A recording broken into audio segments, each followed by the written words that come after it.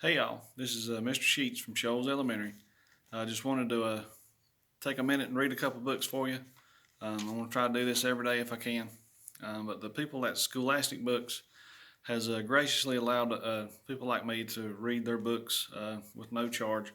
Um, so with permission from Scholastic, the first book I'm going to read is Pete the Cat, Scuba Cat. Pete the Cat is excited. He is going scuba diving. Pete puts on a mask and fins. He has a tank full of air. He hopes to see lots of fish. If you are lucky, you might see a seahorse, says Captain Joe. A seahorse, says Pete. I can't wait. I never saw one before. The ridges look like a horse's mane, says Captain Joe. Groovy, says Pete. Pete jumps into the water. Splash. Down, down, down he goes. Up, up, up go the bubbles. Pete looks for a seahorse. He sees a swordfish. Pete swims out of its way. Pete waves to a stingray. It has a long, skinny tail. That's not a seahorse, thinks Pete. Pete looks high and low for the seahorse. Then he feels a tickle. Pete sees a school of fish. They all look alike, except for one. It puffs up. It's a blowfish. It is not a seahorse. Where could one be? Pete looks in the rocks. What is that? It is an octopus. It has 8 legs. It is not a seahorse. Pete feels a tickle. What could it be? Pete turns. He sees a cave. Is there a seahorse inside? Pete sees a crab with claws. A seahorse does not have claws, Pete thinks. The cave is getting darker. Pete feels a tickle. Then he sees an eel. Pete swims past it. It is too long to be a seahorse. Oh no, it's too dark to see. How will Pete get out? Pete sees a jellyfish. It glows in the dark. Pete is almost out of the cave. He sees an angelfish. It is very colorful. Pete is out of the cave. So why is it so dark? Pete is in a shadow. He is in the shadow of a whale. Yikes. Pete wishes he could jump on a seahorse and ride away. Pete hops on a sea turtle instead. It takes him to the boat. I did not see a seahorse, thinks Pete. He feels a tickle on his tail. A seahorse, cries Pete. What a surprise. You were with me all along, says Pete. What a cool adventure.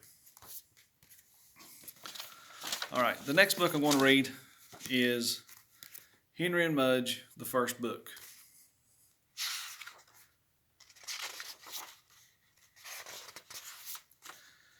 Henry had no brothers and no sisters. I want a brother, he told his parents. Sorry, they said. Henry had no friends on his street. I want to live on a different street, he told his parents. Sorry, they said. Henry had no pets at home. I want to have a dog, he told his parents. Sorry, they almost said. But first they looked at their house with no brothers and sisters. Then they looked at their street with no children. Then they looked at Henry's face. Then they looked at each other. Okay, they said. I want to hug you, Henry told his parents, and he did. Henry searched for a dog. Not just any dog, said Henry. Not a short one, he said. Not a curly one, he said. And no pointed ears. Then he found Mudge. Mudge had floppy ears, not pointed. And Mudge had straight fur, not curly. But Mudge was short. Because he's a puppy, Henry said, he'll grow. And did he ever. He grew out of his puppy cage. He grew out of his dog cage. He grew out of 7 collars in a row. And when he finally stopped growing, he weighed 180 pounds. He stood 3 feet tall, and he drooled. I'm glad you're not short, Henry said. And Mudge licked him, then sat on him. Henry used to walk to school alone. When he walked, he used to worry about tornadoes, ghosts, biting dogs, and bullies. He walked as fast as he could. He looked straight ahead. He never looked back. But now he walked to school with Mudge.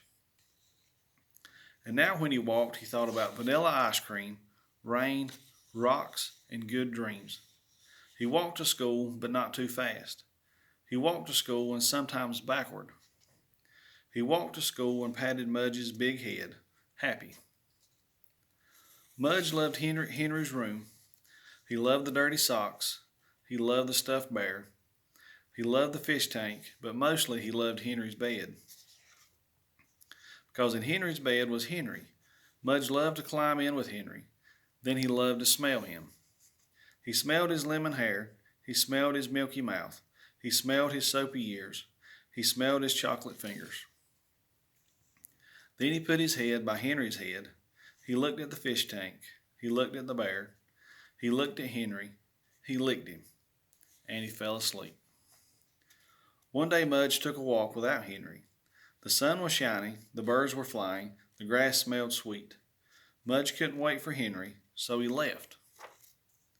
He went down one road, sniffing the bushes, then down another road, kicking up dust. He went through a field, across a stream, into some pine trees. And when he came out on the other side, he was lost. He couldn't smell Henry. He couldn't smell his front porch. He couldn't smell the street he lived on. Mudge looked all around and didn't see anything or anyone he knew. He whined a little, alone without Henry. Then he lay down, alone without Henry. He missed Henry's bed. Henry thought Mudge would be with him always. He thought Mudge made everything safe. He thought Mudge would never go away. And when Mudge did go away, when Henry called and called but Mudge didn't come, Henry's heart hurt and he cried for an hour. But when he finished crying, Henry said, "Mudge loves me. He wouldn't leave. He must be lost." So Henry walked and walked, and he called and called, and he looked and looked for his dog Mudge. He walked down one road and then down another road. The sun shone as Henry ran through a field, calling and calling. The birds flew past as he stood beside a stream, calling and calling. And the tears fell again as he looked at the empty pine trees for his lost dog. "Mudge," he called one last time. And Mudge woke up from his lonely sleep and then came running. Every day when Henry woke up, he saw Mudge's big head, and every day when Mudge woke up, he saw Henry's small face. They ate breakfast at the same time. They ate supper at the same time. And when Henry was at school, Mudge just lay around and waited. Mudge never went for a walk without Henry again, and Henry never worried that Mudge would leave. Because sometimes in their dreams they saw long silent roads, big wide fields, deep streams, and pine trees. In those dreams, Mudge was alone, and Henry was alone. So when Mudge woke up and knew Henry was with him, he remembered the dream and stayed close. And when Henry woke up and knew Mudge was with him, he remembered the dream and the looking and the calling and the fear, and he knew that he would never lose Mudge again. I hope you guys enjoyed it.